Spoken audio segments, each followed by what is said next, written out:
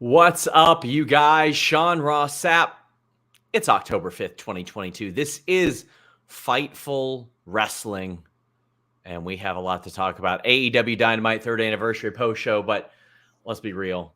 There's one specific thing that you guys want to talk about an awful lot.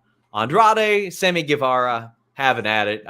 Almost simultaneously, TMZ and Fightful Select, of all places, reported on this news. We have a lot more details on FightfulSelect.com. We will continue to have a lot more details on FightfulSelect.com. I just want to clarify something. There was a bit of a miscommunication as relayed to both of us before. Obviously, Sammy Guevara not sent home. Andrade was. Now, I do want to say specifically, we do not know all the facts of this situation as they unfolded. It is going to continue to be a he said, she said thing. For all we know, one person instigated it, created all this. We do not know all of the details, and I feel like that is very, very important to note right now. It could come out, and AEW could be the Miami Dolphins of this week for all that we know, but there's still a lot to unpack there. You can get your super chats, get your Humper Chats in. HumperChats.com allows you to leave your question or statement before we go on the air. While we're on the air, you can also donate super chats here on youtube.com/Fightful. We have put subscriber only mode on. We put slow mode on for obvious reasons. And before we get into everything, I want to give you guys a quick rundown of the week. We're going to have the Spotlight. We're going to have Day After Dynamite and the Impact post show Thursday. Friday is the SmackDown and AEW post show as well. Alex will have Sour Graps that night. On Select, I will have a Q&A Thursday or Friday on Select. Then Saturday, a triple feature. We've got Grapsody at noon. We've got the Impact Bound for Glory post show with Denise and Steven Jensen at 3. Then after Extreme Rules, we've got a post show then as well. You got two post shows. We got two post shows. On Fightful Select, it's going to be me and Kate talking about Extreme Rules. So, and even before it, Rob Wilkins has a preview show on there. Pre-show, yeah. So we have just an insane amount of content. And I know some of you are going to go, well, you know what? I'd rather some positive news be reported on Fightful Select. How about this? We got a whole hell of a lot of it coming to Fightful Select this week, including some that we reported today. Please subscribe. I had mentioned earlier on Twitter, I feel like it probably peaked with all the craziness of Brawl Out and all that, but I'm hoping that we get above 10,000 again and stay above that. We knew a bunch were going to fall off sort of around the anniversary of All Out, but subscribe. There's a ton of good stuff over there. You won't hear many people saying it's not worth your $5, but we've got AEW Dynamite to talk about now. I will not be on the next two post shows, but tentatively, John Alba will be on next week's show with Alex Pawlowski. Fantastic. And then the following week will be on a Tuesday, and there's going to be a hybrid NXT AEW post show. We're going old school, about to call up Warren Hayes or something. Make this a good listen. If we put Warren Hayes on there with Alex and Kate, that show's going to be 5 hours long. 7 hours long. It's that was back in the old days where we had the Wednesday Night Wars, and we had to. I remember watching two things at once, trying to keep track of both stuff. Going to get back to it for one night only. Should be a lot of fun. So there's going to be a lot of fun stuff there. Denise and Will be on the post-Raw show on Monday as well. Jimmy and I will have a live Listen Your Boy next week, and you guys are going to have a bunch of bonus content on Select. We got some super chats in.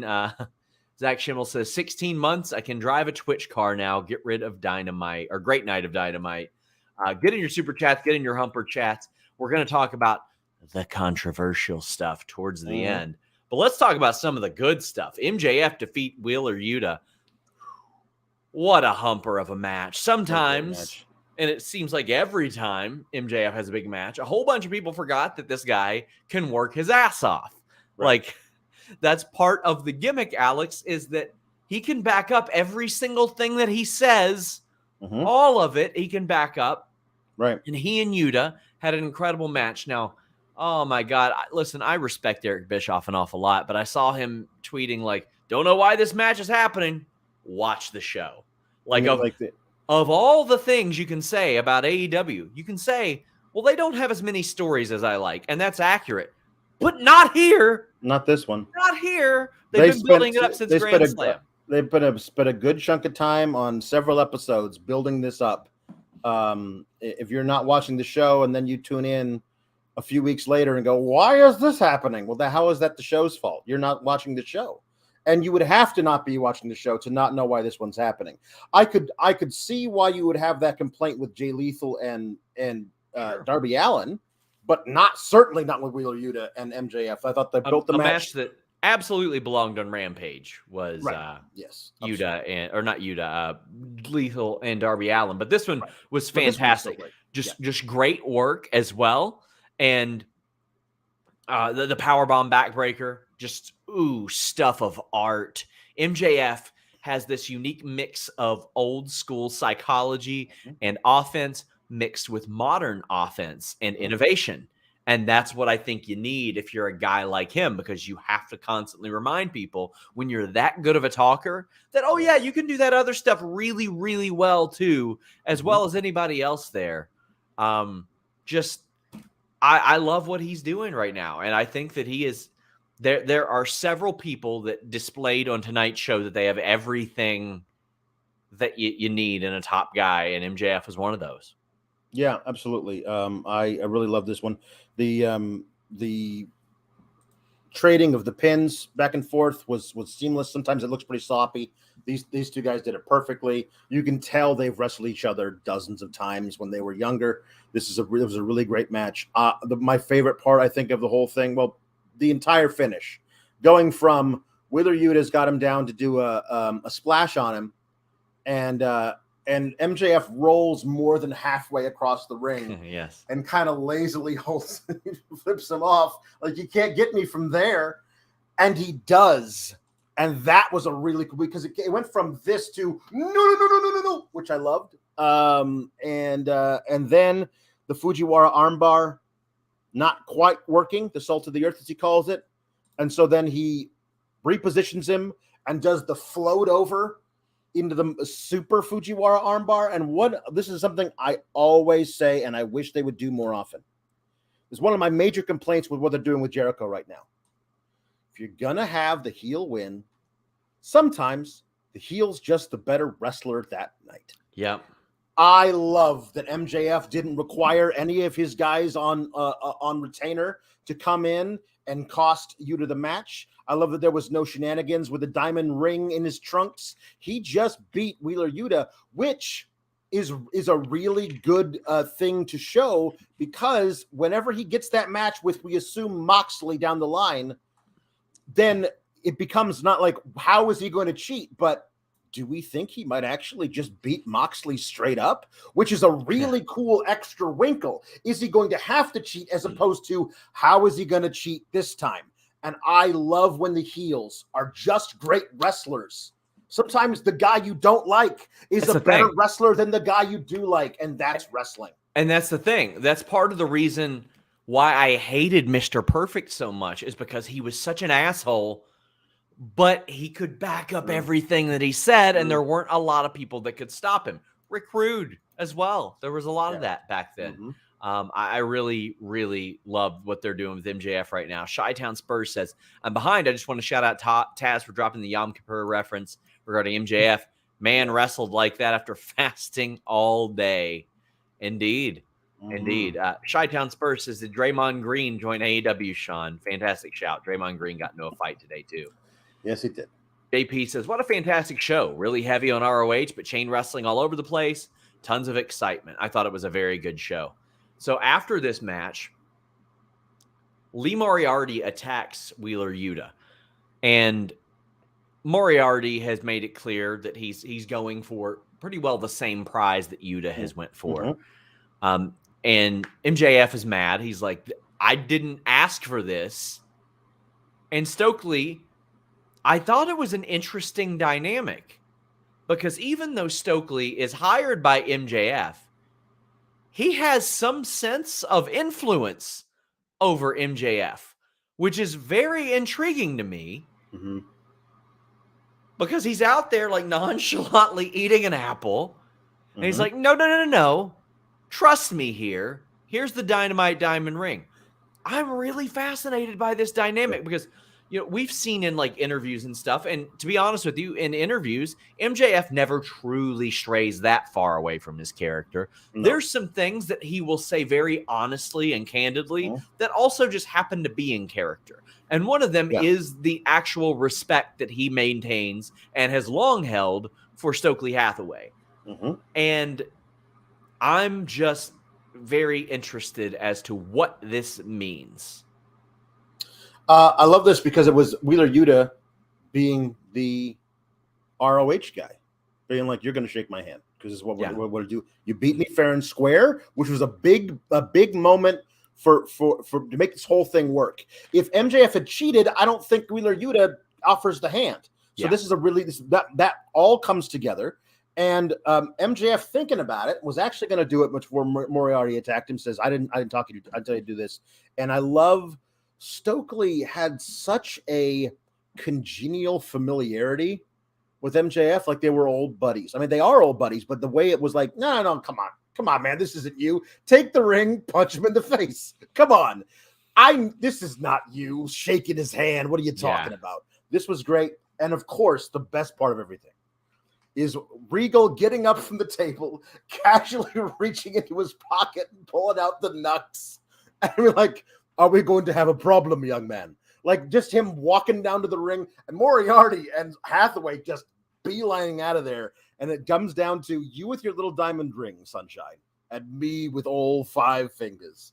Like I thought that was awesome. I'm really intrigued as to where this goes going forward because MJF, we assume again, it's going to be Moxley that he has that match with for the title.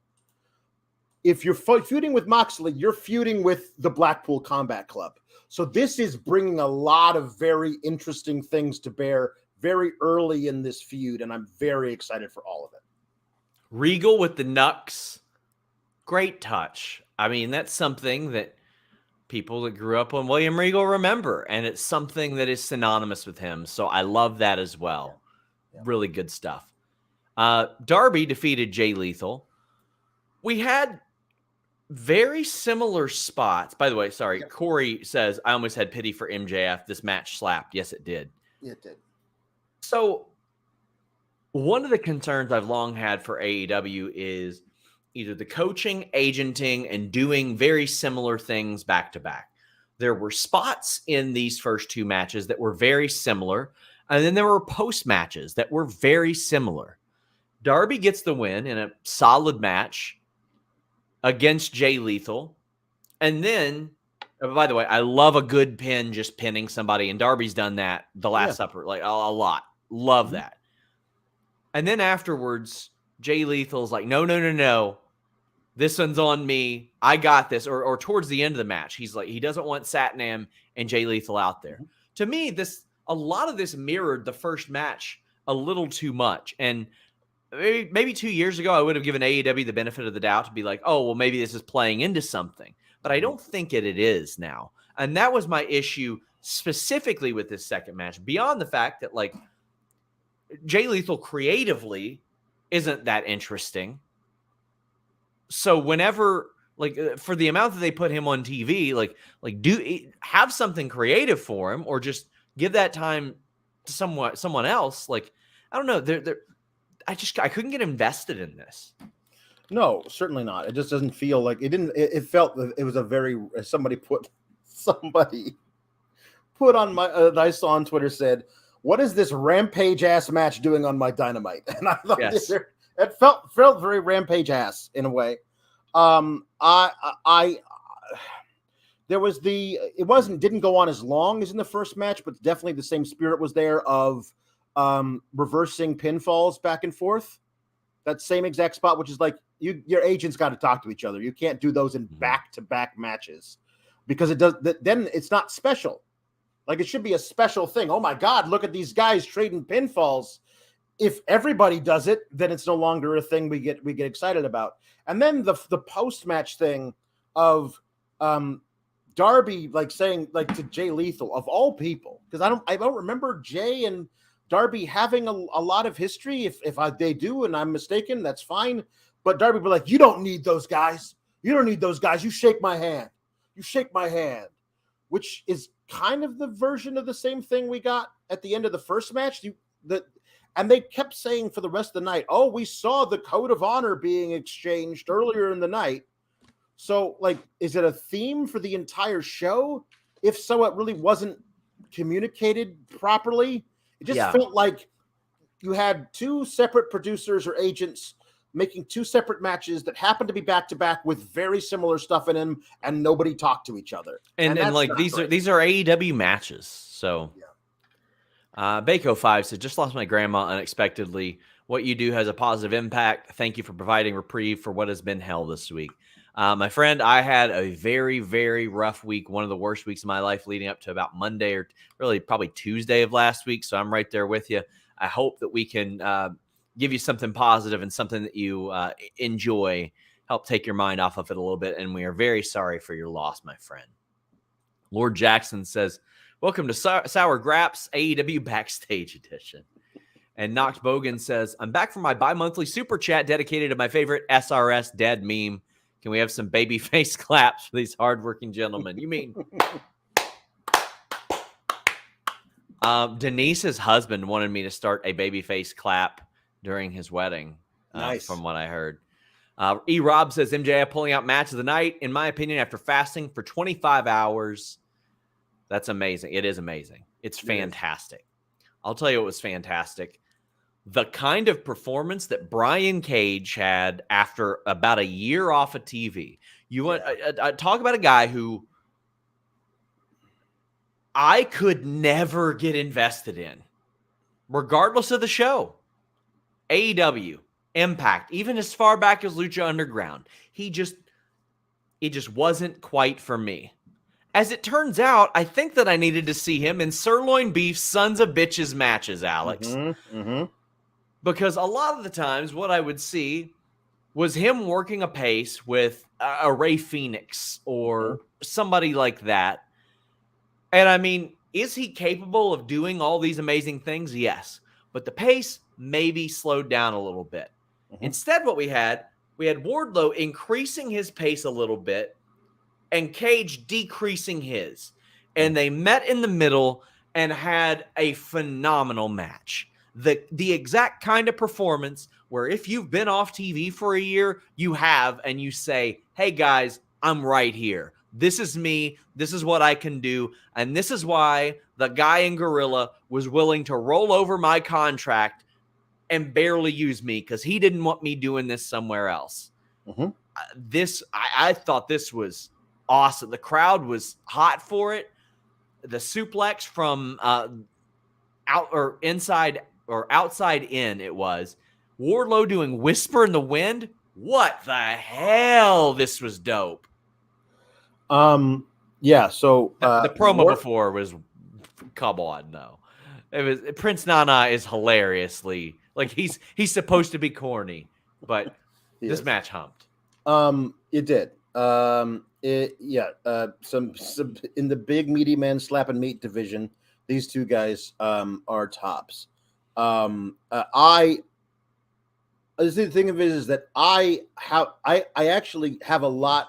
I don't have the same feelings a lot of people do about Brian Cage, getting down on him about stuff, because I loved him in Lucha Underground. Sure. Because back in 2014, I wasn't seeing guys who were built like that, who were doing the stuff that he was doing, and I was like, this guy's why is he doing it in this warehouse in the East LA? Why isn't he doing it on WrestleMania stages? Like I realized much later, like the thing was heavily edited. Who knows what the hell he could do? Like otherwise, sure. But he was doing some amazing stuff back then. And I loved what he was doing. So I always want to see that version of Cage again. And tonight, for like the first time I'd seen it in AEW, I thought he had a really good match with Hangman Page a couple of years ago. But like, there were a lot of stuff that we didn't get to see him doing what I thought was his best work. And tonight, Wardlow feels like new and improved Cage. Like it's just it's the same model, just cranked up a little bit. And I thought these two guys really laid into each other. Some of the old staple moves of Brian Cage that they got to put out again that looked really impressive on a guy the size of Wardlow. Wardlow, as you said, doing Whisper in the Wind. Like a guy that size shouldn't be able to do that stuff. And I love that we finally get down to Wardlow gets you with one. He's gonna get you with 5 or 6. Oh, the crowd was white hot for that Powerbomb Symphony. It was really good. And, I'm happy for Brian Cage because was he ever really my thing? No. But right now he is, damn it. Right now he is, damn it. And he needed to be everybody's thing because he's effectively an ROH wrestler that barely gets any time because ROH doesn't have any TV. Right. So he's out there wrestling Tracy Williams on Dark if he's lucky and popping up in a battle royal if he's lucky. But other than that, he's working the indies. I mean, he has worked. I'm going to look at it right now. This year, he's worked. Actually, I'll say it since the last time he was on the Jericho cruise. He's worked 41 matches. Wow. 5 of those have been in ROH or AEW. So he's barely working. I'm so glad to see him back and doing good stuff. Kate's Chicken Tender says, War Hardy did a bloody Whisper in the Wind, WTF. And Meat Normus says, I need a hose after Wardlow Cage. And from Scissoring 69 plus strangers, did the crowd come through on TV? Oh, did it ever? Yeah, definitely. Certainly did. Alan Mark says AEW needs a super heavyweight division. Cage, Archer, Wardlow, Hobbs, Satnam Singh. I mean, Miro. They all they got to do is have some sirloin beef sons of bitches matches. They don't need to have divisions. Put Brian Cage in there with those guys, with Samoa Joe, with Miro, with Lance Archer. That's what I want to see. Yeah. Adam Weller says, I have 0 issues with the TNT title becoming the dry-aged prime beefs division for a bit. Bring the meats! And Jam Beard says, next give me Cage versus Joe for the ROH TV title. I'm with that too. I'm with that too. And Ian Hunter says, for someone I'm sure rarely takes power bombs, Cage took those better than many others half his size. Posted perfectly and landed just right. Again, he reminded you who he was and what he was capable of, and he needed to do that. His TV time is precious. Yeah. Just amazing. So we have the rest of the embassy, the Gates of Agony, who, again, we don't see a ton of, sort of surrounding Wardlow. Well, we see Samoa Joe make the save, and that ain't it. FTR, talk about white hot. They're white hot. Damn, man, makes me want to get out my keyboard and just start slapping away at it. I'm talking the Yamaha, not the Logitech, my friends. Like, if you don't get pumped by that theme, I don't know what the hell's wrong with you. But Will says, would be great if FTR could do more than be glorified security guards in Dynamite. Well, I do want to say, by the way, FTR Gates of Agony, Battle of the Belts this Friday. Yep. That comment after their match against United Empire was in jest, I'm told. They've got a good relationship with Tony Khan, from what I understand. Now, granted, when you can't physically watch what some people are calling one of the greatest tag team matches of all time, what they say afterwards is what's going to get some attention. Right. I'm just glad to see them on TV. I want to see them on TV more. They're hot. Run with them. I understand you can't necessarily go AEW tag titles right now. Because if you got them hot and you got another team hot, I understand. But them being on TV, how'd you feel? Right. Yeah, it is weird because I firmly believe we were going to get Keith Lee and Swerve versus FTR, all belts on the line at Full Gear. I think that's where we were trending. And all of a sudden the Acclaimed said, no, we're white hot. You got to do something with us now. The crowd's not going to let you not. And they're still so hot.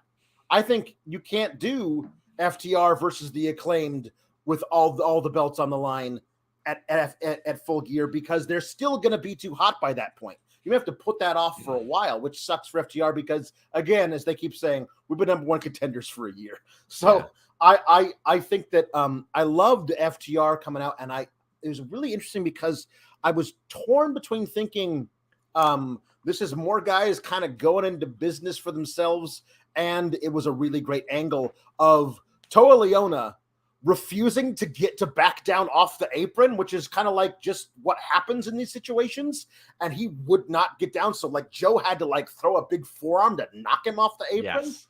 But I love the idea that these Gates of Agony have no fear of anyone because they shouldn't. I'm not saying they think they're good enough to beat FTR, but they're big enough and mean enough to beat up FTR outside of a wrestling ring.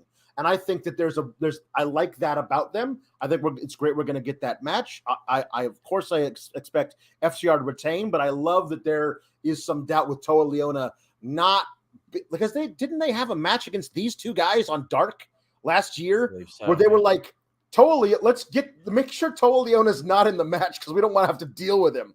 Like, and that was a cool little angle about that Dark match. So I think that this match on Friday could be a real slapper. Dream Ninja says, Wardlow, big sirloin beef, flippy-ish sons of bitch. Second class elitist says, shout out to the mods working double time in the chat, much like Sean and Alex. Thank you for all you do. Big thank you to Luis and all of our mods. Yeah, thank you. Tyler says, traveling 4 hours to Toronto on Canadian Thanksgiving. Kevin Smith Clerks 3 show on the 11th, Dynamite on the 12th. I need to catch a 7 a.m. train on Thursday to make it back in time for a college health care exam. Had to be there for AEW's Canadian debut. Sounds like someone has an exam. But Clerks 3 is a very special movie, especially if you have watched all of those. If you watched Clerks 1 and 2, very special. But if you've watched all those Kevin Smith movies, just an impossibly special movie. Way different than the other two. And even the second one was different than the first one. That's all the plugs I'm going to give that because I'm giving a plug to something else. Whether it's back to school, wedding season, holiday prep, Halloween maybe. We're all cutting it close this time of year as we go straight from one thing to another. Our friends at Harry's are going to help you. Harry's is what I use to shave. Get a high-quality shave for a low price. Right now, you can get a Harry starter set for just $3, plus free travel size body wash.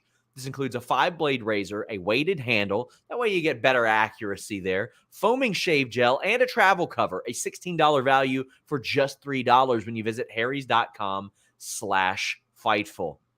When time is a commodity, you do not need a 5, 6, 7-step shaving routine. You know what you're doing here. You know how to handle it. And it's so much easier to handle with that weighted handle. Their blades are made in their own factory in Germany, hold up better than ever. A lot of people who try it say their 8th shave is as sharp as their first. Like I said, that starter set starts at $3. Refill blades are as low as $2 each. And guess what?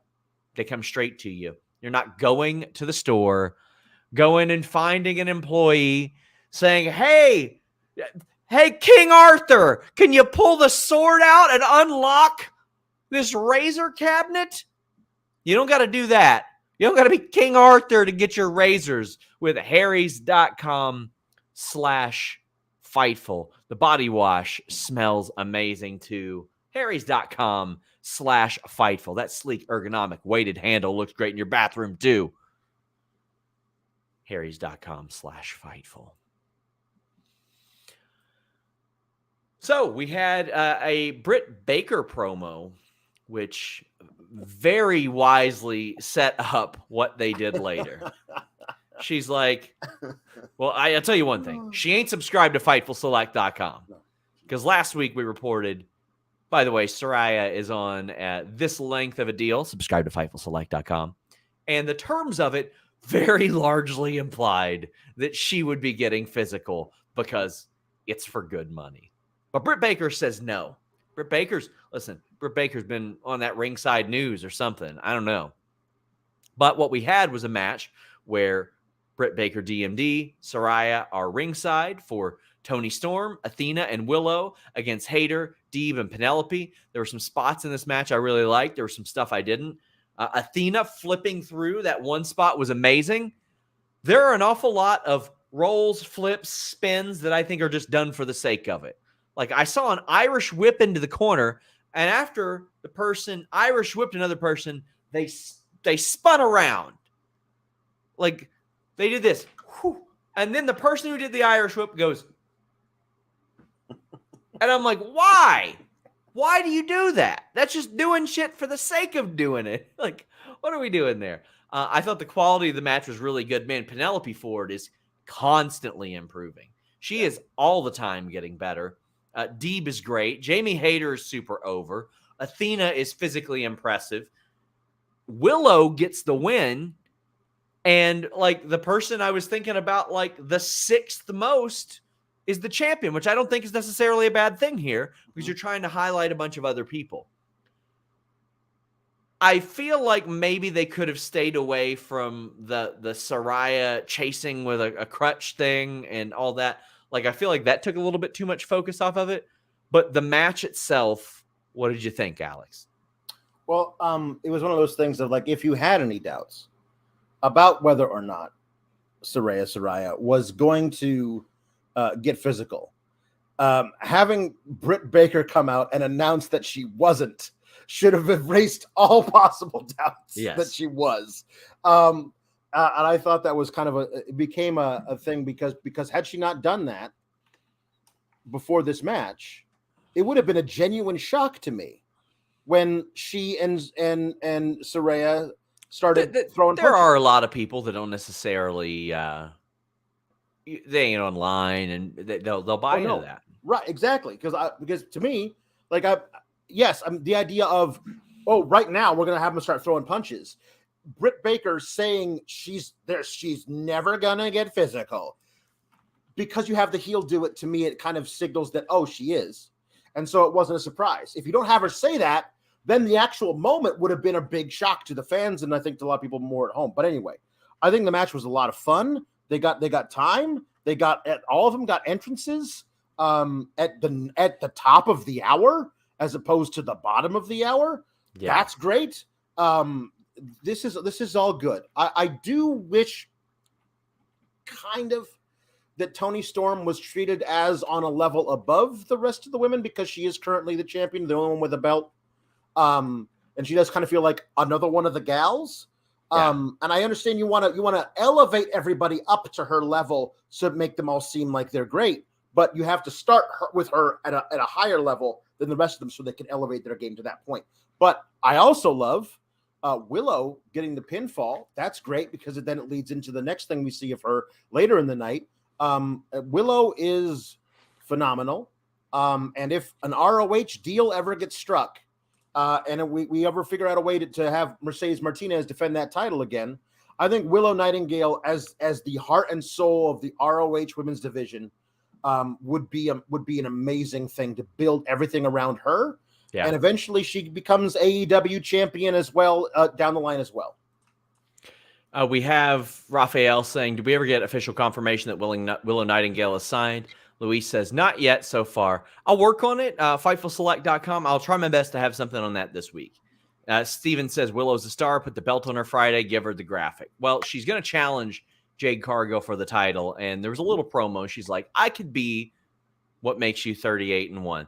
Nothing like overwhelming, but it set it up really well. She's so likable. Nobody never loses. Everybody loses at some point. So you think you're gonna be 39-0. What if you're 38-1? And what if I'm that one? Everybody's got to lose sometime. You know what I mean? And also the idea of like, I've already beat you twice. Like, well, like I wish Willow had been like, if you think I didn't learn anything from those losses, you've already lost this match with me. Yep. Like, because you either win or you learn. That is the way to look at all these things. And I think that Battle of the Belts needs to have a title change at some point, or it's going to be just this thing that nobody ever cares about. Yeah, I mean, I didn't even realize it was Friday night, to be honest with you. And I think the other two titles on matches on the show probably aren't going to have title changes. It seem very unlikely.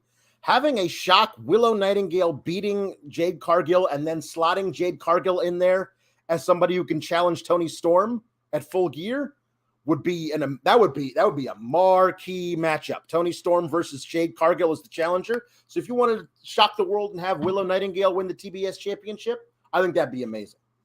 I don't think she's going to win that. I don't think she is either. but it would be an interesting choice. Matthew Plus says the real reason we can't have intergender wrestling is because Sammy would complain about Toni Storm. I don't get it. I don't understand that. I appreciate the Humper chat though. Jambeard says I want Abaddon back on TV. Isn't she like 36-3? Yeah, those matches aren't exactly long ones though. Yeah. LaValle says Penelope, Deeb, Hayter, Toni, Athena, and Willow are all incredible workers. 9 o'clock slot and entrances for all of them. Slow progress, but still, it is. There's at least some progress being made. Nerd Guru says Britt isn't champ and still the centerpiece. Yuck. I disagree. I don't think she was the centerpiece. I think Willow was highlighted more here. I thought that Saraya was highlighted more here, and Saraya did get physical. Glad to see it. Hope we're gonna say all the things. Hope she is. You know what? There's nobody that hopes she's safe to do it more than Saraya because she's the one who lived through that. Yeah. Oh, Antonio says SRS is a joke about how he said Andrade would hit too hard. Okay, that's clever. That's clever. I didn't get the joke. Now I get the joke because let me tell you, that hip attack from Toni is sold like a shotgun every time. Really okay, that one went over my head. Thanks for smartening me up. That was good shit. Irene says, is it just me or are there not enough heels in AEW at the moment? Too many of the best matches are faces versus faces, and even MJF isn't getting many boos. So that's the interesting conundrum that AEW has been in as opposed to WWE, because for years, WWE could not make a babyface to save their life, Alex. And even then, their heels are the most fascinating people on the show. AEW makes an awful lot of people that we like, and it's hard to necessarily get reviled heels to the point to where MJF, who has no redeeming qualities, is beloved. I think Britt's in that role pretty well. Britt's pretty solidly, outside of DMD, got the crowd against her. Yeah, especially because this is the other thing is that this is why it makes so little sense to me with the slow play of Jamie Hayter turning. The crowd cheered Jamie Hayter coming out with the heels for this 3-on-3. They cheered when she did anything during the match, and they're ready to boo Britt Baker in a feud with Jamie Hayter. And I think it's a great way to have another marquee feud in the women's division that is nowhere near the titles. So that way you can have whatever Jade is doing, whatever Toni's doing. If Thunder Rosa comes back, you do Thunder Toni, whatever. But you have, separate from all of that, you have Britt versus Hayter, and the crowd is itching to cheer for Jamie Hayter. Let them do it. We've got Ben saying catching up on the show later if you're thinking creatively speaking, why do you think FTR haven't been on TV? Build hype, prevent overexposure. Well, it hasn't been to build hype. They were hot no matter what. I just don't think they've had anything effective for them, and they were hoping probably they'd have an ROH deal by now. Yeah. Justice says, in your personal opinion, since tonight's Dynamite was great, what do you guys think would be better or more likely, an ROH streaming deal or TV deal? A streaming deal is probably more likely. Yeah. And I think it'd probably be better for them as well. I mean, a TV deal would be better. A TV deal, rights fee paid deal would be better, but a streaming deal is more likely at this point. Alex, what do you think? I mean, it all depends on what streaming deal they get it through, and whether or not it's is it a live thing, taped, all this kind of stuff. Like how are we doing it? I would love to see ROH being a closely related but absolutely separate show from AEW. Yeah. I would love for there to be a talent exchange. I'd love for there to be people floating back and forth, getting in title programs or whatever. But if you get us like a straight up, here's our roster of ROH people. Here's our champions. We're going to have these matches, and there might be some float over occasionally, but most of the time they're going to be separate. So we're not kind of figuring out what we're doing at the same time on one show. Eric says, did the 38-1 reference trigger you as a University of Kentucky fan? No, not at all. That was a great year. They had, I think, like 9 or 10 players who ended up playing in the NBA. So that was a very fun year. Morgan says, thank you, Alex. Keep up the great ad read reactions. Always makes my night. Don't forget about Keith Lee and the big boys slapping beef division. That's our sirloin beef sons of bitches division. That's right. But, of course, you can't forget him. Drew Nicholas says Dark Elevation should really be turned into an ROH show for now. Tape before Dynamite every week. Such an easy thing to do to get some ROH TV for now and some storyline airtime for wrestlers. I feel like if we've thought of this, Tony Khan's probably thought of this. Somebody's probably brought this to him. But I mean, as a proof of concept thing, especially at Universal Studios, Alex, it seems like it would make a lot of sense to do like, hey, here's some ROH tapings for about 3 or 4 hours. And I mean, quite honestly, you could do 40-minute episodes, 42-minute episodes. That's 2 or 3 ROH matches. Yeah. And some video package in between. Absolutely. So I think that'd be a good idea. I'll tell you what a good idea was. National Scissoring Day. Yep. Like, I mean, what they said really doesn't matter. They're just over. They're just miraculously over to such a special degree. And it's not just Max Caster rapping, Alex. No. It is Anthony Bowens talking. It is Billy Gunn existing. And in this particular instance, it was Swerve Strickland coming out to rain on the parade. And his amazing facial reactions as he set up this match with Billy Gunn for next week in Toronto. You even had Smart Mark Sterling come out, and he's like, hey, by the way, I don't like you because I told everybody I didn't like you for a long time. But also, I'm gonna use this continuity of how much I don't like you to try to like attach myself to these good guys, and they're gonna beat that ass.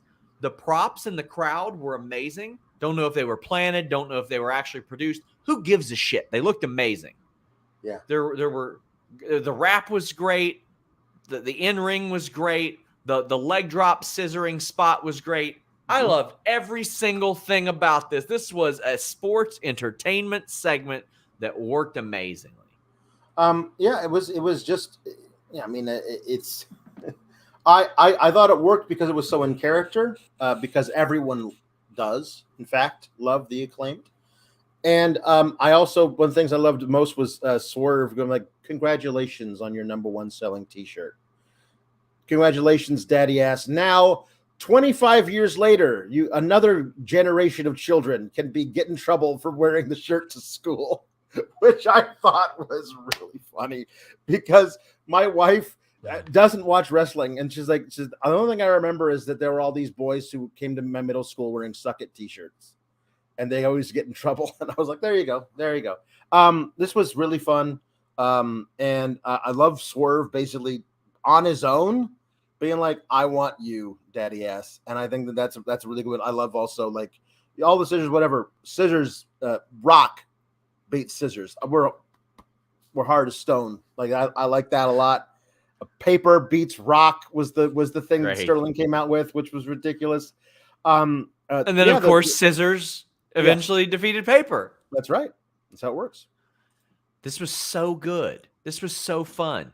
Nelson says, do you think Billy could be at Raw for the DX thing? No chance. Not doing it. No. Nope. Tom LaValle says, Rock beats Scissor for sure. Paper covers Rock. And, of course, Scissor power bombs the F out of Paper. This is the best podium segment in AEW ever. Yeah, that's good stuff. Just worked. They're white hot. Listen, they didn't put the title on them at All Out. They corrected course. They did the right thing. Jambeard says, Rock beats Scissors, but Paper beats Rock, pal. And Second Class Elitist says, I'd give any amount of money to see Chuck Palumbo come out and scissor with Billy Gunn. That is an amazing shout. That is a phenomenal shout. I interviewed him a couple years ago. Only if Bowens and Caster start referring to him as Uncle Chuck. Yes. Let me see. Like, when's Billy Gunn's special friend? Oh my God, Billy Gunn's birthday is on November 1st. That can be like a birthday surprise. That would be really great. They should do that. Oh my God. That would be amazing. Amazing. I'm going to pitch that to somebody. Dark Order promo. Primetime AJ says, it appears that Andrade Dark Order 10 matches off. Any updates on that? Yeah, we got some updates on that.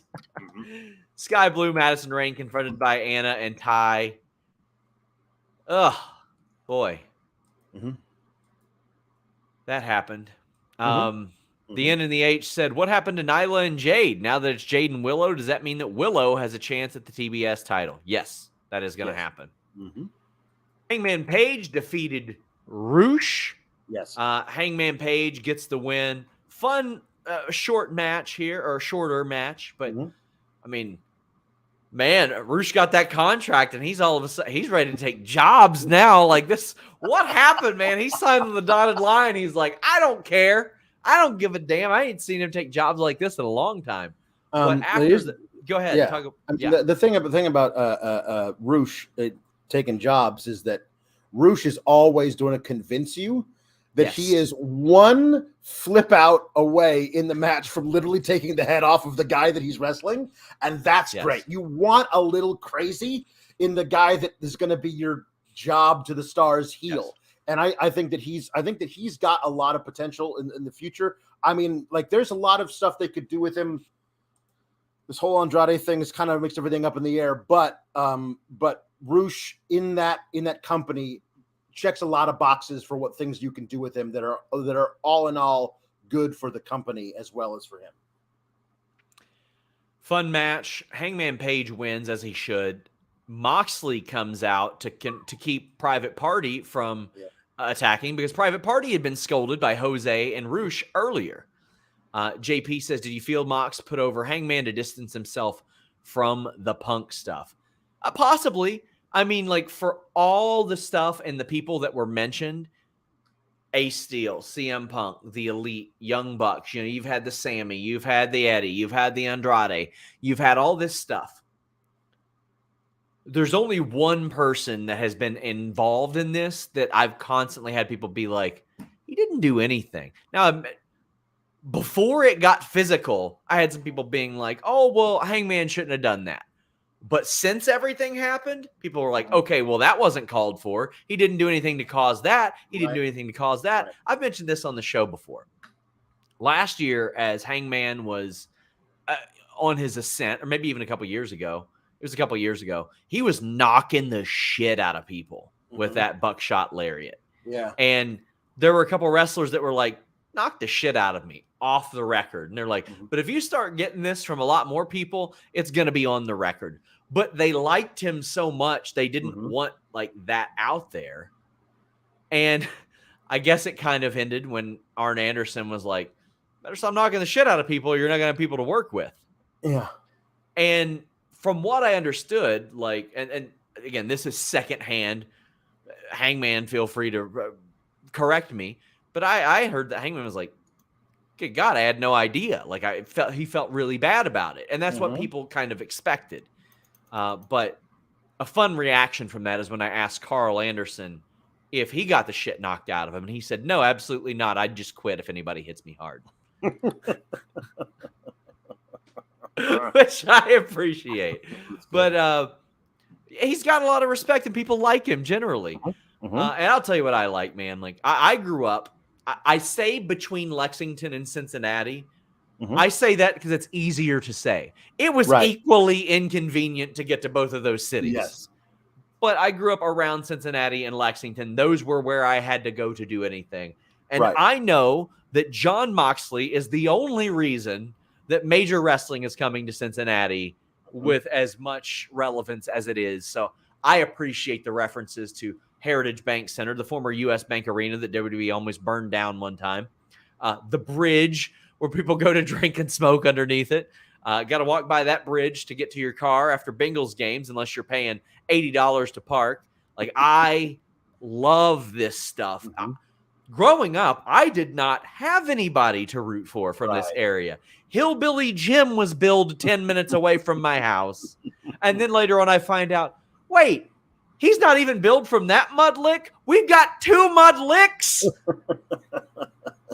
We had Jillian Hall with a mole on the side of her face. They were like, oh, we're gonna make the Eugene character. Where can we make him from? Kentucky. Brian Pillman was like all we had. And then before I got old enough, unfortunately, he was gone.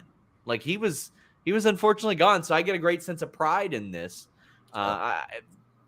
He's provided more championships to the city than the sports teams have. So I love this stuff. I'm so excited to see that match. I love the way that Moxley put over Hangman by seeing Hangman as a threat to being the top guy. I've been waiting for this for 3 years because I got to put you down if I'm going to be the top guy. We've beaten everybody but each other, he said. That's so good. What a great line. And I also love that when he tries to leave, he gives the microphone to Hangman, but leaves. Like, no. Yes. If you've been waiting 3 years, why are you leaving the ring now? Yes. And he gets back in the thing. He's like, listen, you're a good kid. You're a sweet kid. I like you. But like too many other kids around here, you keep saying a bunch of shit that's going to get you in trouble. This is your last warning, and I'll see you in Cincinnati. And I think that's great. I love that he gives a little dig in to all the other stuff that he knows that a lot of us know about. But I do think it's disingenuous to lump in Hangman with some of the other stuff because Hangman, as he said, is a sweet kid. I love this, what this means for AEW as a whole, because if you told me you got to pick, instead of all the pillars and stuff, the 3 guys, I'm going to leave the women out of this for now, the 3 guys that are AEW, one of them has to be MJF, and the other 2 to me are Moxley and Hangman, because everybody else coming in from different places, in and out, whatever, but like Moxley and Hangman battling to be the heart and soul, the real guy, the real top guy in AEW, only for MJF to come in with his little poker chip and ruin the whole thing is such a wonderful, emblematic overall story of what AEW has been and will become. Jambeard says the way the ROH roster should be similar to how NXT is now. Every once in a while, ROH people show up on AEW and vice versa, but once every 3 months. Oh, it's happening a lot more with WWE and NXT, and I'll have some more on that on FightfulSelect.com this week. Justice says, how would you guys feel if ROH was on Discovery or HBO streaming app and presented like NXT prior to the move to TV? I think that'd be perfect. I think that'd be amazing, especially if they got paid for it. Yep. Luchasaurus murdered Fuego del Sol. That was fun. He gets attacked by Jungle Boy, who said, you were my best friend. You broke my heart. Now I'm going to break your fingers, your nose. And we got another match for Canada. Buddy, let me tell you, I'm about to travel to Canada, Alex. You are. I'm also about to travel to Charlotte. I just traveled to Cleveland. About to have to travel to Detroit. My goodness. Got to travel to Cincinnati. Wow. And when I'm doing that, I make sure that I'm on NordVPN.com/Fightful. Because while I'm changing my actual location, I got to change my virtual location. Make sure I don't miss any of my favorite shows. Not only that, when I'm at the airport, at the hotel, you're on that unsecured Wi-Fi. Make sure you protect yourself from online trackers, annoying pop-up ads, malware. And you may say, well, Sean, I don't know if I will like NordVPN.com/Fightful. I don't know if I'll like using this on all my devices. I don't know if I'll like having a VPN that changes my virtual location with one click. I don't know if I'll like a locker, a pass, or a VPN and choosing between all 3 of those with the 3 great tiers. I don't know if I want to browse safely and securely. I don't know if I want a better browsing experience. Well, you know what? You get a 30-day money-back guarantee. So if you don't know, now you know. And you also know you get 4 additional months free in addition to the great deal you already get. Like, you're not even going to have to think about whatever you're going to spend on NordVPN for a while. And it's a great deal anyway. You're going to end up saving money. This is how I order UFC pay-per-views. You can watch AEW Plus. You can watch the old school WWE Network with NordVPN.com/Fightful. Truly my favorite sponsor out there. NordVPN.com/Fightful. Hit me up on Twitter if you use it. If you need any help, let me know. What'd you think of Luchasaurus and Jungle Boy? They call it the cutthroat. It's like an arm trap burning hammer thing. Like, it was nuts. I think it's really cool. I've never seen him win a match that way. I was doing a live watch along, and my feed was behind a lot of people who watch Fight, and people in the chat were like, "Well, that was quick," and they hadn't even run the bell yet, and I was like, "Oh, this will be a real quick match." I like Jungle Boy coming out and being like, "You're my best friend, and now I got to put you down," which is what we always thought we were going to get eventually. I still think there is hope for. I don't think it happens yet, but I think there's hope for a. I still feel there's good in you. Turn back to the good side. Yeah. I think there's something there for Jungle Boy and Luchasaurus. Not right now, but I think that's somewhere down the line. And I think that this will be a really fun, hard hitting match. I think this is the one where Luchasaurus really punishes Jungle Boy, does a lot of really big stuff to him. I'm not sure if Luchasaurus wins or not, but I think that there'll be a lot of punishment that he takes in the match. It should be a good one. Nice and Woods, who I'm really enjoying, against the Varsity Blondes. You got BCC versus Roosh and Private Party on Rampage. Well, then we got it. Jericho and Sammy defeat Bryan Danielson and Daniel Garcia. Now, I wondered, is this a turn? Is it really happening? It seems very much so. Garcia's out there tossing out pile drivers, beating ass. This is a great match. However, it had a huge shadow looming over it. Yeah. Sammy gets the win. Yeah. And a lot of people were upset by this. But I want to reiterate, we do not know the full picture yet. Right. I'm going to go through these super chats because what happened earlier in the day, Fightful Select and TMZ had reported almost simultaneously that Andrade and Sammy got into an altercation. Started verbal. I heard that Sammy maybe shoved Andrade. Andrade threw a punch. I don't know. Caden says, Alex, just bury Sammy, please and thank you. Jake says, free Andrade. Far 522 says, hypothetically, if Sammy did get physical with Andrade, does that show how much pull Jericho has and is the same nepotism he threw at Andrade? Well, that would be the irony, right? If Sammy, if he instigated it, and again, as I'll say, we ain't covering the war. Some of this is going to be speculation. Some of it will be rumor. Some of it's going to be gossip. He said, she said. I'm well past the point of being a high and mighty journalist here. Sometimes we're going to cover very immature gossip, and that's what this seems to be. It seems to be a very immature situation that devolved into something ridiculous. Dream Ninja says, based on your report, it's a bad look from TK with Sammy being on the show and featured. There's stuff we don't know, but man, what did you think when you first saw this? Feel free to share your knee-jerk reaction. Well, here's the deal. The first thing that I read was your report. And the report was at the time, and again, we don't know all the details. The report was at the time that I read it was there was a verbal altercation. Sammy shoved Andrade. Andrade responded by throwing at least one punch. We don't know if any of them landed. Here's my thing. If these guys came, there needed to be. I'm sorry. There's no reason for them to come within 50 feet of each other backstage. There needed to be handlers back. They needed to know what's going on. Like Andrade, if it was, maybe he was going to be there to do a backstage promo to set up the whole thing with 10. Maybe that was why he was there. He's not actually working tonight. You could easily do that stuff in a taped thing earlier today before Sammy ever showed up. That's on them to make sure these guys don't come near each other. Once they did, they have a verbal altercation about whatever. The first guy to get physical, that's the guy you punish. I don't care what Andrade did afterwards. If Sammy shoved him first, that's on Sammy. And to then send Andrade home, but keep Sammy in the main event, if indeed Sammy shoved Andrade to start things, to keep Sammy in the main event and have him be the one to get the pin to win the match, and then have him being carried on the shoulders of Jake Hager or whatever afterwards, just shows that we decided, you know what, screw it, we're booking for heat.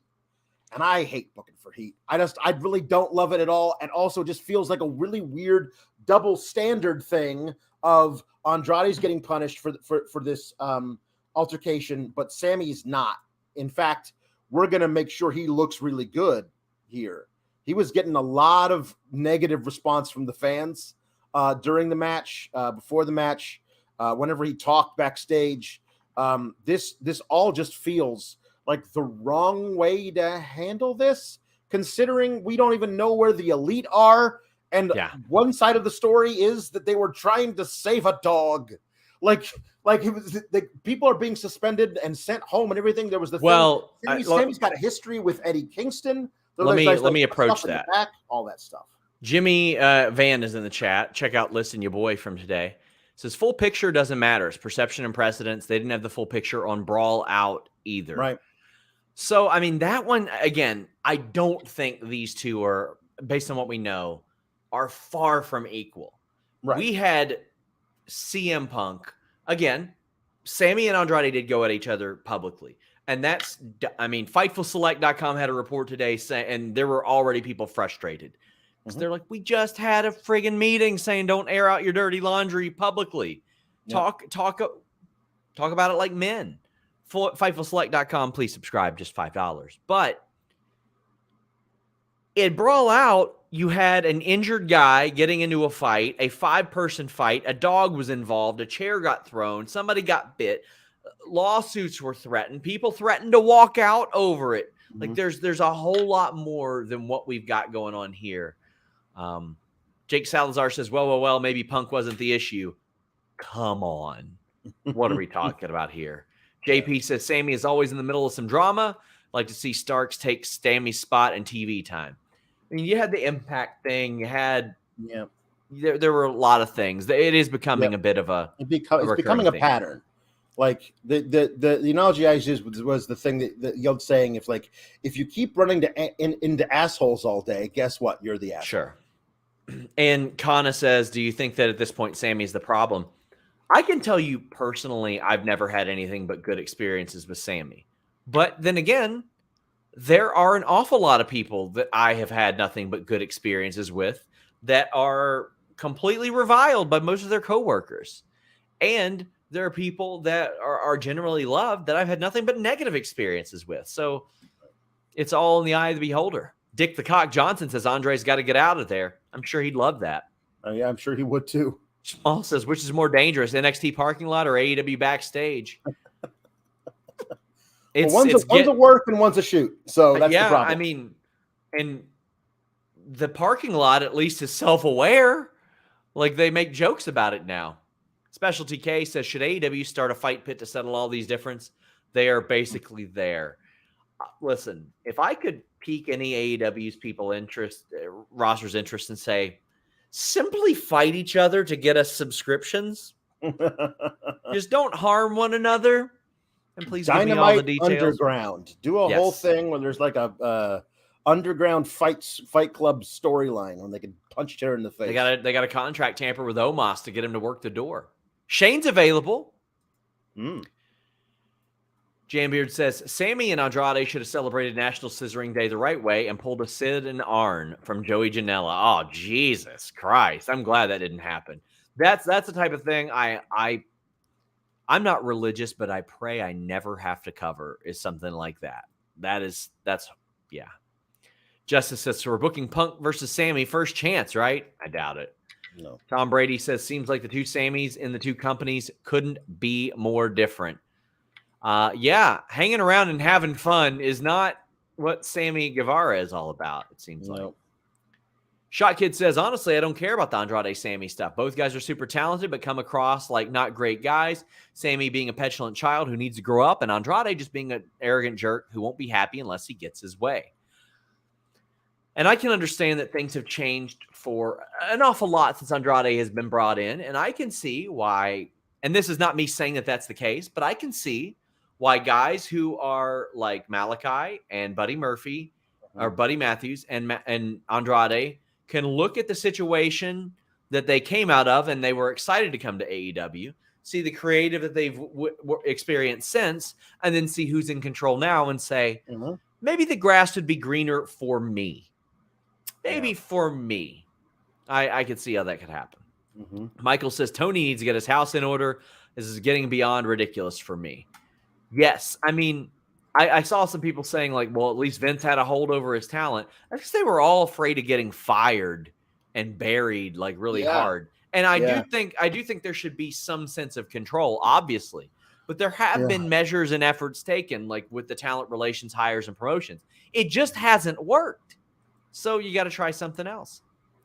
And Joel Wood says, Sean, you told me earlier Toni would keep his hardline stance on no releases, but with these fights and suspensions not seeming to send a message, do you think Toni will end up firing someone to set an example? Only, I feel, as a disciplinary measure. Mm-hmm. And it's sort of like, to me, it's sort of like when somebody gets convicted of a crime, you want to find out what punishment that they want the least and use that to your advantage. Like, I don't want to compare it to death row because it's nothing nearly as serious as that. But if you find out that the person convicted wants to die, well, you go the other route with them in that case to punish them. So that's pretty much what you got to lean into there. And literally none of this shit is nearly as serious as the analogy that I made. Yeah. AT says, is this a part of Andrade's plan to get released? I don't know. I don't know. Jambeard says TK should hire Haku to manage the locker room. Ricky Starks requested Hunico. So that's an option too. Yep, did I miss that? Yeah, no, he did. He tweeted and then deleted. So here's my solution. We get Hunico. And they deleted it. So Hunico was one of my favorite interviews because he loved my idea. Like the Kofi, I had a Kofi Kingston idea forever, where at the Royal Rumble, Hunico would come out on his bicycle, and Kofi Kingston lands on it and just drives it around the ring and does bunny hops and shit, and then gets back in the Royal Rumble. That's my dream. Alan says, I wonder if Andrade and Sammy have heat from AAA as well. Louis says they were only on one show together, though. AP says, people want to heel in AEW. It might be SRS as he kicked off the latest backstage fight. I mean, right, like minutes before. Before the story dropped, I've been working on it since about 7 p.m. Eastern. I went to go lay down to take a nap before the show. And somebody called me and they said, you ain't taking a nap before this show. So there we were. But Mugg says, I don't know what truly happened, but I feel like it's a bad look for TK. There's been too much drama in AEW and it's too childish. That I agree with. I very much agree with that. Jake says, locker room leader, my butt. Jericho should have made the decision as the leader and put Daddy Magic in the match instead of Sammy, but he wants to be hypocritical, a hypocritical B word for his friend. I don't think it's fair to say that right now. Maybe in a day we'll be able to say that, but right now we don't have the details, Alex. A lot of it was that they could. It felt like, well, let's get some heat out of this thing. Let's put him in a position where he's doing Spanish flies to Danielson, hitting people with super kicks, and we'll get people to get happy because he gets punched in the face by Danielson while doing a dive, by Garcia. But eventually he's going to win because Jericho hits Garcia in the face with the title. The one thing I didn't want to touch on is that Jimmy Corderas brought this up about WWE officials recently, but you can extend it to AEW. Both companies are doing this. Their officials are idiots, and I hate it. I can't watch like Garcia's got you're muted. Garcia's got him in the sharpshooter, and he's and all of a sudden he's knocked out. And Aubrey gets up looking around like, well, I guess he must have just passed out. What? Nothing caused him to pass out?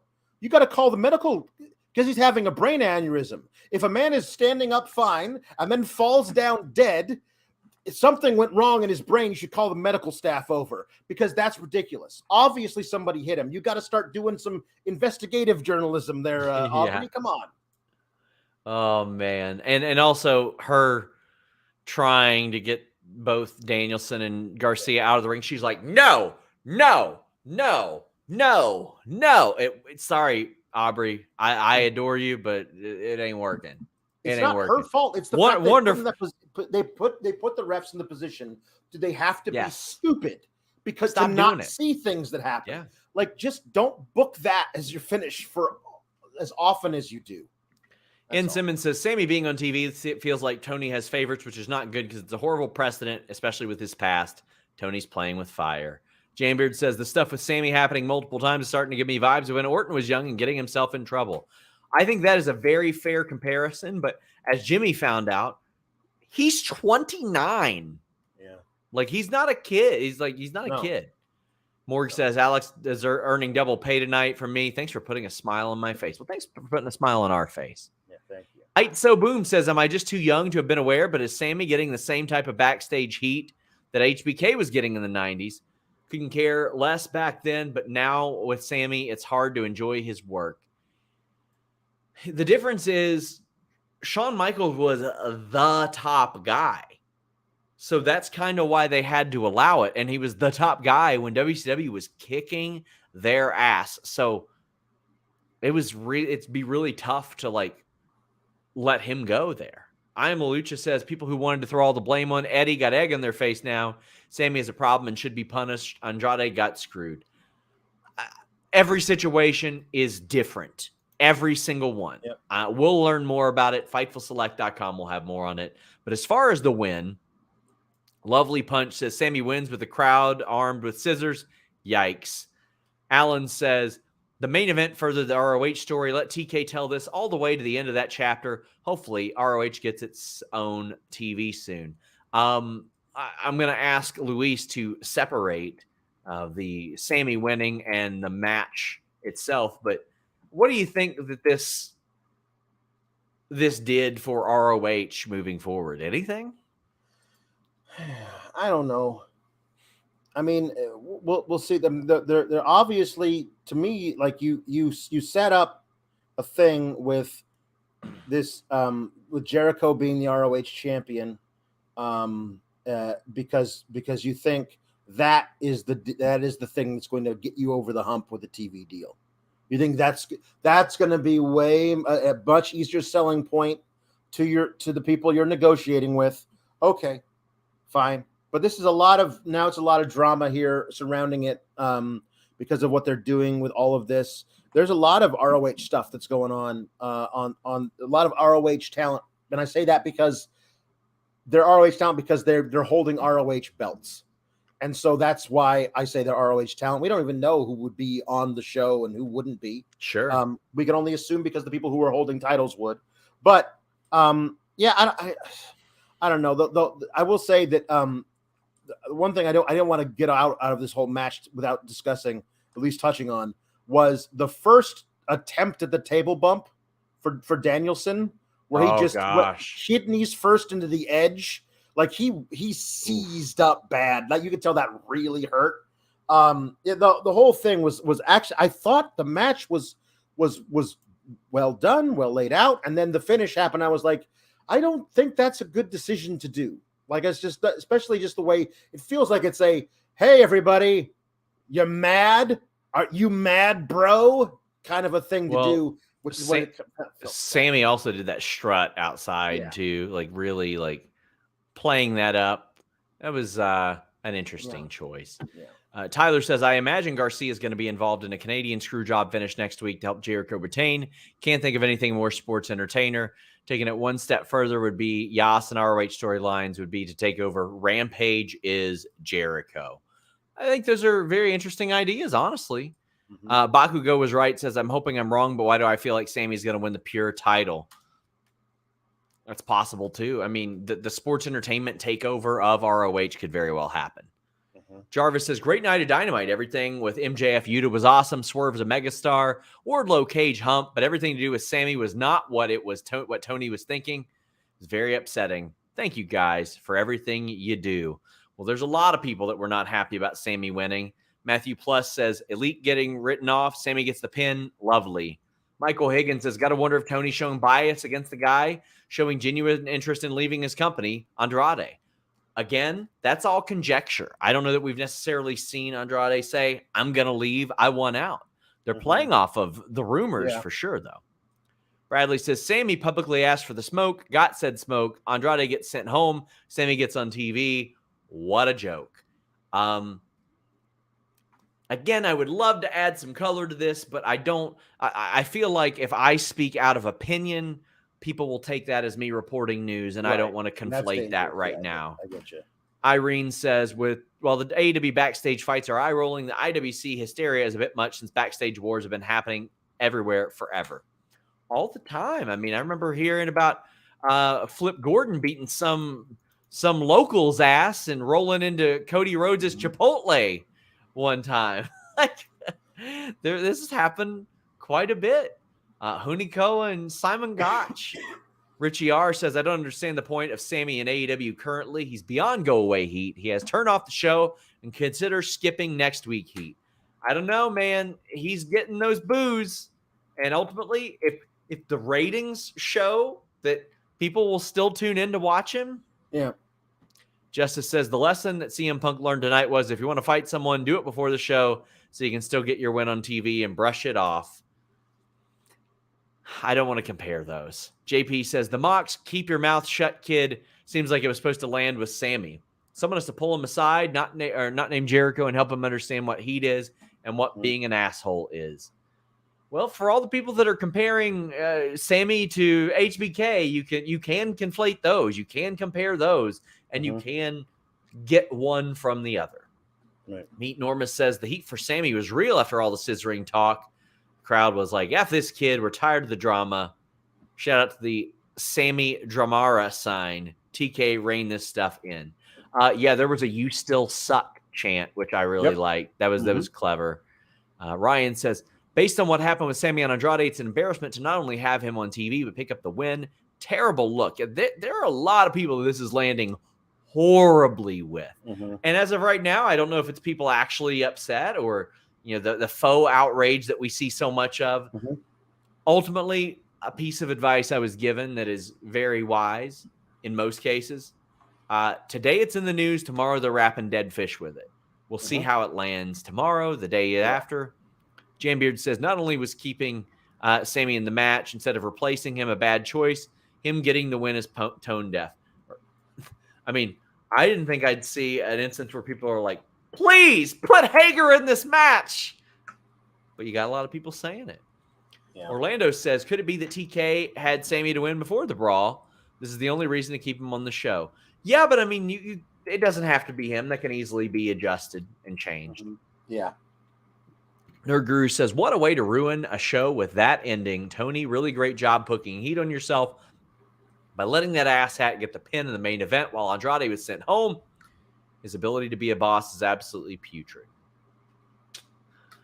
Custodian BPJ says, really disappointed in Toni. I said it when the CM Punk Elite stuff happened backstage. He should have suspended Sammy first. He didn't. Now look what happened. Spanish God, more like Spanish fraud.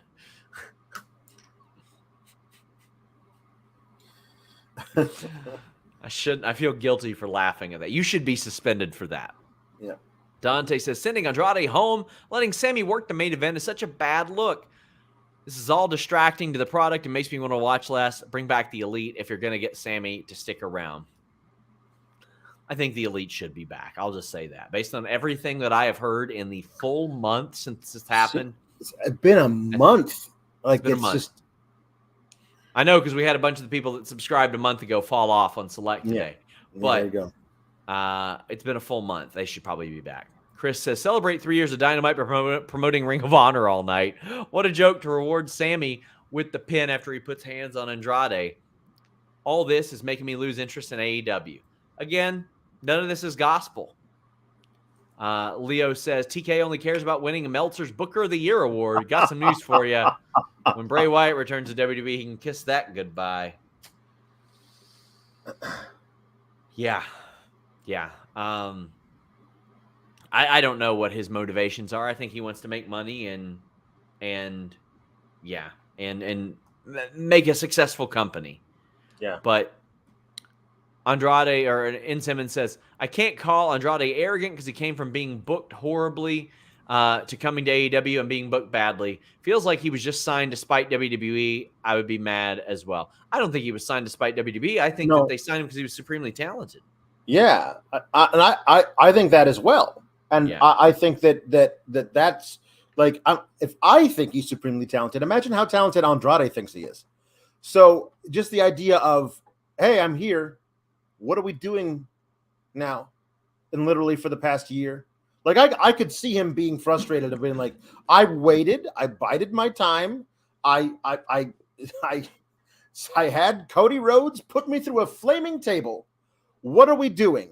And I could see him being angry with that because, like, you know, there was a lot of what are we doing with Andrade that was happening in WWE, which is why it was a good thing that he left that place. So yeah, if you bet on yourself, if you think you're the best, I'm sure Andrade thinks he is because let's be honest, he's one of the best. I could see why he's frustrated with his position on the card. Get your super chats, get your humper chats in. We are heading down the home stretch. If you want to ask some more questions, how about this? Got a Q&A coming up either tomorrow or Friday. And next week, while I'm traveling, Jimmy Van's doing a Q&A, and we've got Ask Grapsody. Check it out, my friends. FightfulSelect.com. We're going to have some good news tomorrow as well. Scott says, what do you think about Pac doing double defenses on Friday? Do you think it will lead to Dark Order upsetting Death Triangle? I think that would be a nice switch up, Alex, that Pac is like he's exhausted after that. I think that's a brilliant approach. Yes. The only thing about it is that the Rampage one goes first because Battle of the Belts is second. Mm-hmm. But I think that that's right. It makes a lot of sense to have Dark Order beat Death Triangle, particularly because you have that's the big anniversary for Brody, and it's Dark Order getting that victory would mean a lot more, I think, than whatever you were going to do with the mask versus career thing anyway for 10. If Dark Order as a group won the trios titles, that would be a big thing. And I think that there's a possibility because we know that Ethan Page wants that All Atlantic title as well. If Ethan Page gets involved there and also tries again to do that later in the match, then you can get Pac having lost the trios titles, but somehow defeating Trent, challenging Ethan Page in that moment. I want you in Toronto. We're going to get this thing done. I think that's something I would love to see come out of this as well. Manuel says, didn't watch the last match for Sammy. Hope people understand that's the way to affect booking. Twitter just follow or grows the brand for this kind of prick. Enriquez says, the person I feel the most sorry for is 10. It was going to be his biggest AEW match with serious consequences and development for his character, proper storyline start, meaningful night, something they've wanted to do for ages, robbed. Well, I mean, that's something they've wanted to do, and they kind of dropped it in the past. So, yeah. Injustice wraps us up with a super generous super chat. Big thank you to Justice. I want to put it up here on the screen as well. Big thank you. He says, I'm aware TK said he'll be booking ROH. What would you guys like to see him bring in to help it stand out and establish as a separate brand from AEW? And if so, who would you all bring in? Sorry for so many late questions tonight. I would bring in Lufisto to help with the women. I would bring in, I think it's Kathy Carino, the former Allison Danger. I would probably bring in Maria to help out with some aspects of that and delegate like just a little bit. But I mean, he is dead set on booking a lot of this. But I would go out there and look at who's available. I would pick some brains of some people who have booking experience.